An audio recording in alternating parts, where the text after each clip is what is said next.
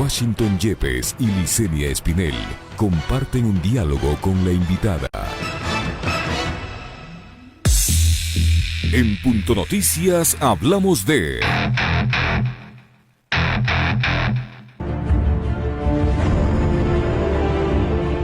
El grupo de académicos y expertos médicos se reunió este lunes 25 de mayo con el alcalde de Quito, Jorge Yunda, para analizar la situación de la capital frente a un posible cambio del semáforo de rojo al amarillo. El encuentro tuvo lugar luego de que un centenar de médicos, epidemiólogos, investigadores, salubristas y académicos de distintos gremios entregaran una carta al burgomaestre pidiéndole que no permita que este 26 de mayo la capital pase al semáforo amarillo. En la diligencia que se realizó de manera virtual y que duró casi 2 horas, se presentó la situación de la capital frente al COVID-19. Tras escuchar las intervenciones, el alcalde Yunda planteó la posibilidad de tomar un color amarillo modificado y replantear ciertas restricciones para tomar medidas que vayan en función de los indicadores. Esto pese a cifras alarmantes dadas por los expertos, como el aumento de fallecidos. En la capital, del 14 de mayo, cuando se reportaron 115 muertos, al 24 de mayo, de 258 fallecidos, la letalidad se incrementó en un 226%.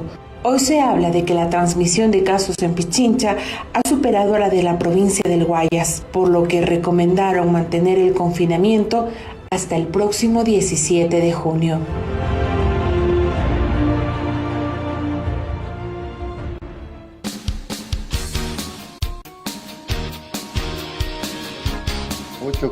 Cuando uno oye las cifras, los datos que nos acaba de señalar Diana Dávila, no tiene más que estremecerse, porque los datos, Gisela, hablan por sí solos.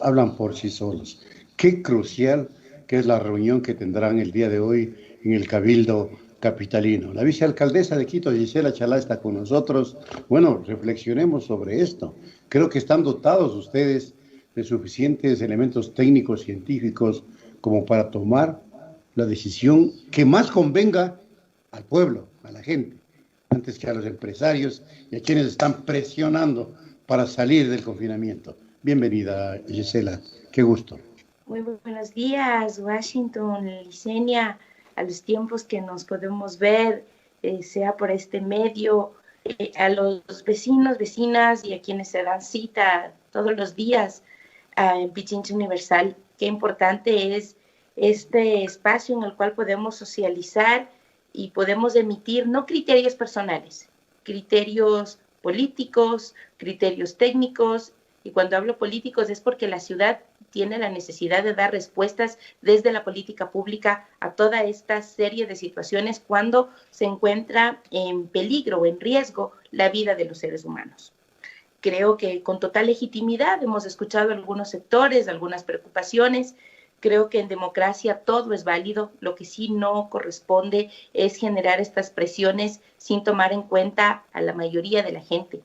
Todos en el inicio de esta crisis sanitaria o de la pandemia nos replanteábamos una serie de situaciones, pero desde un tema más humano, como la empatía, como la solidaridad nos va a llevar a tomar nuevas decisiones.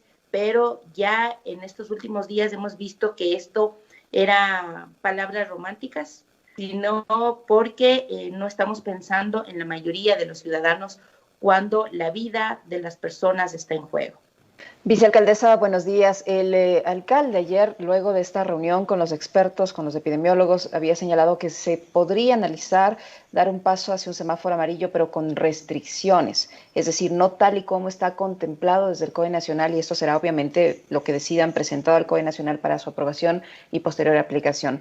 ¿Hay ya alguna decisión al respecto o eso se va a volver a analizar en esta reunión prevista para hoy?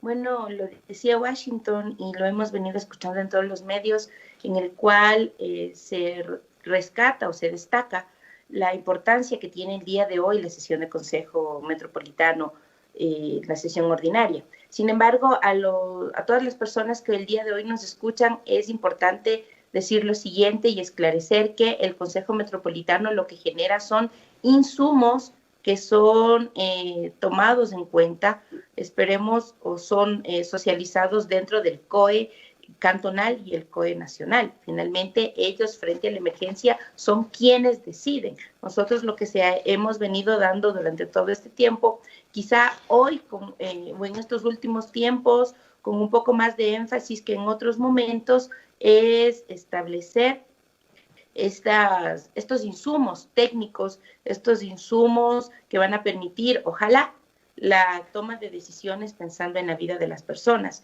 Hemos escuchado el día de ayer con mucha claridad, pero también con mucha preocupación, cómo los expertos, es decir, las autoridades en la materia, no uno, no dos, no tres, sino más bien todos los responsables nos han contado, nos hemos informado en la ciudad cómo están las verdaderas cifras y cuál es la capacidad para poder atender un rebrote del virus. O sea, no estamos hablando, como decía, aquí lo importante es dejar atrás estos criterios personales que siempre serán válidos, pero cuando debemos tomar decisiones, cuando debemos crear estos insumos, será importante hacerlos de forma técnica y que eso sea sustentado. Ahora, justamente sobre el tema, sabemos que el día domingo se reunió el COE provincial con el ministro de Salud, con el presidente del COE, el doctor Albán, para definir exactamente cómo se va a dotar de infraestructura hospitalaria para atender casos que, como se ve, están creciendo. Inclusive estamos pasando el número de contagios de la ciudad de Guayaquil. Ciertamente que en Guayaquil han descendido los casos, pero esto debe ser un síntoma muy preocupante. Estamos en el pico de la epidemia. ¿Ha habido respuestas concretas, aparte de las que ha tomado el Cabildo, como para que esa infraestructura en efecto sea la que abastezca una eventual demanda que va a crecer sin lugar a dudas, inclusive por lo que ahora está pasando, es decir, una movilización social que ya es irrefrenable, ya no hay cómo frenarla? Esto va a seguir, mi querida Gisela, porque así están las condiciones. ¿Qué les han dicho en el gobierno? ¿Hay el compromiso o no? El día de hoy esperemos que vaya el ministro de Salud, comparezca ante el Pleno del Consejo Metropolitano y tendremos información. Sin embargo, la sesión que usted nombra o la reunión que tuvo el COE provincial evidencian algunas situaciones que nos preocupa aún más. Aquí existe como una falta de precisión en las cifras frente a lo que expresa el ministro, como con la información que se entrega al COE. La decisión de cambiar de semáforo a los COEs cantonales no solo que se ha cumplido de manera parcial porque se comprometió a entregar información necesaria para que se puedan tomar decisiones oportunas. Sin embargo, existen demasiadas inconsistencias en las cifras que las hace poco confiables. Esta expresión de poco confiables no la emito yo, sino es en base a dos informes. El primero, el que se entrega al COE provincial, pero también al informe en el cual, el informe de la Secretaría de Salud del municipio, cuando se evidencia que se ha cambiado 5 veces para dar los informes. La primera fue un cambio de modelo de reportes, otro cambio de software, otra actualización de datos, otra unificación de base de datos, otra de casos confirmados por pruebas PCR. Entonces, esto nos genera una serie de preocupaciones, dudas, incredulidad, desconfianza, porque no existe la transparencia y la seriedad con la que se debieron haber tomado los datos. Esto según el informe de la Secretaría de Salud del municipio de Quito. Por lo tanto, quizás tener la posibilidad de crear estas verdaderas tendencias para aplicar una proyección real, una proyección no más acercada o una progresión más real es impreciso por esta serie de situaciones en cuanto a los datos. Pero ya yéndonos a ser más concretos, el ministro de Salud ha dicho públicamente que en Quito existe un 22% de personas que ya han sido infectadas por el virus. Si esto fuera así, en Quito existirían alrededor de 4,000 personas fallecidas. No hay como esta correspondencia entre el número de infectados y el número de fallecidos en las cifras del ministerio. Cualquier persona que maneje, digamos, las estadísticas, no con una profundidad, pero sí como algunos criterios, se puede dar cuenta que esta información no es precisa. Algunos ejemplos evidencia también que ¿Cómo se ha hecho esta comparación? La evidencia internacional demuestra que las inconsistencias en las cifras del estudio de prevalencia se ha realizado. Por ejemplo, en Ginebra se encontró que en un 9.7% de infectados y una letalidad de un 0.5% de infectados, es decir, existe una proporcionalidad. Sin embargo, eso no está sucediendo con la información que se entrega aquí en Quito a nivel nacional. Tenemos algunos datos, por ejemplo, el 13 de mayo del 2020 reconoce a nivel público el gobierno que el caso cero no era el caso cero. Han pasado 86 días desde el 29 de febrero y eso nos genera unas dificultades. Entre el 10 y el 11 de abril se reporta el primer pico con 2.196 casos confirmados. Guayas con más de 5.700 y un periodo de fallecidos sin precedentes. El 24 de abril se anuncia un segundo pico con 11.536 personas. Y esto dado con un silencio epidemiológico de 3 días. Las pruebas, y sin tomar en cuenta las pruebas represadas en los laboratorios. Todavía no se sabe si son descartados, si son confirmados. Esa es una gran preocupación. Pero acercándonos ya al 23 de mayo del 2020, existe una tasa de positividad del 34.4%, es decir, de 105.462 muestras a nivel nacional, el 84.890 pruebas PCR, de estas 84.890, 36.258 son casos confirmados, 45.010 casos descartados. Y ahora la pregunta es, ¿y los 24.194 siguen aún sin resultado? Es decir, ni se excluyen ni se incluyen, y en lo cual da una probabilidad de 8.322 casos a nivel nacional de posibilidad de, según la tasa de positividad, o esto relativo a la tasa de positividad del 34.4%.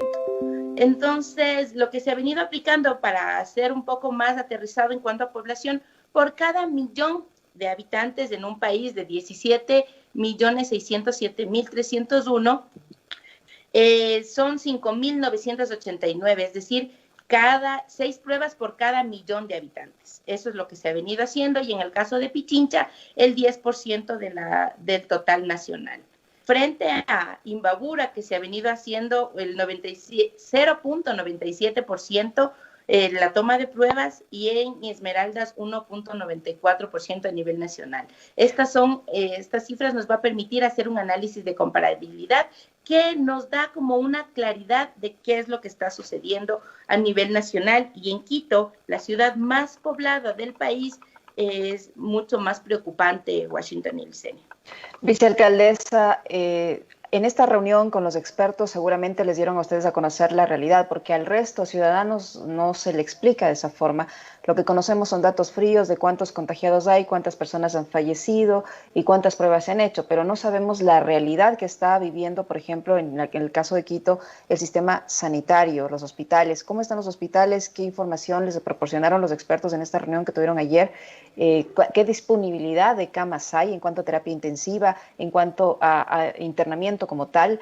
¿Hay medicinas, hay material necesario para atender a la gente, tomando en cuenta este repunte en casos de contagios y de fallecidos que ha habido en Quito? Bueno, les podemos contar que lamentamos esta situación porque la información no debería ser un privilegio de nadie. La información debería ser para y de forma transparente y sin ningún tipo de sesgo para todos los ciudadanos, para todas las ciudadanas. Por eso valoro tanto este espacio. El ministro de Salud dijo de la siguiente forma hasta el día 14 de mayo que contaba con un número de camas y unidades de cuidado intensivo disponibles para Pichincha en cadena nacional. Y el mismo día, con corte 12 de mayo, el Ministerio de Salud Pública en el COE provincial informó que se contaba con 144 camas de hospitalización y 5 unidades de cuidado intensivo disponibles, mientras que el ministro en la cadena nacional habló de 812 camas para hospitalización y 29 para UCI. Repito, el ministro en cadena nacional anuncia 812 camas para hospitalización y 29 para unidad de cuidados intensivos. Pero con el mismo corte, en el COE provincial se informa que se cuenta con 144 camas y 5 unidades de cuidado intensivo. Las diferencias, señores, salta a la vista. Es importante y estas imprecisiones sin duda nos genera una confusión en el momento de tomar decisiones. Por lo tanto, ¿qué es lo que se puede decir? Camas disponibles para hospitalización para el COVID-19, según la información al COE, por parte del Ministerio de Salud Pública, son 32. En cadena nacional se anuncian 668. Camas disponibles para hospitalización en el IES, según información al COE, contamos con 112. En la cadena nacional se hablan de 144. El total, 144 camas, según la información al COE, y en la cadena nacional se habló de 812. Hago el mismo cuadro comparativo en las unidades de cuidados intensivos disponibles para COVID-19. Según el informe al COE del Ministerio de Salud, se cuenta con 4 camas. Cadena nacional se habla de 28. El IES, en la información al COE, se cuenta con 1 cama, que tiene una cola de espera de aproximadamente 40 pacientes. Terrible. ¿Sí? Y en cadena nacional, ahí sí es la única que se empata, que habla de 1 sola cama en el IES. El total, información al COE, se cuenta con 5 camas y en cadena nacional se hablan de 29. Estas imprecisiones no es para hacer hechos políticos, sino es por el ejercicio propio de la transparencia de la información que la ciudadanía debe tener. Estas cifras, sin duda, se están hablando de un 464% más camas para hospitalización que las presentadas en el COE provincial. Es decir, que no se trata de una diferencia menor, sino que se ha incrementado el 4.64 veces superiores entre un día y otro. Estas decisiones, esta información es importante que la ciudadanía tenga, porque he visto una serie de reportajes en televisión, se ha escuchado de cómo se trata este falso dilema entre me muero de hambre y entre me muero de la pandemia, y dicen que a la gente ya no le está importando. Sin duda, quienes somos de los sectores populares, sabemos que esto sí está pasando. Pero si encontramos en los medios que se está naturalizando y que es necesario avanzar solo los empresarios, porque ellos tienen los protocolos, porque ellos tienen todo, ¿qué pasa con la gente que vive al día a día? Esas son las preguntas que deberíamos nosotros estar tratando. No quienes sí tienen los protocolos y quienes no tienen los protocolos, sino cómo vamos a salvaguardar la vida de todos, absolutamente todos y todas, y cuáles son estos mecanismos que van a permitir que desde la política pública se dé estas respuestas en cuanto a la provisión, no de ayudas asistenciales de alimentos, sino cómo desde la política pública se van desarrollando una serie de estrategias focalizadas para la gente que necesita su sustento. Entonces, en base a esto... Bueno, la reunión de ahora es importantísima. Una serie de estrategias desde la municipalidad.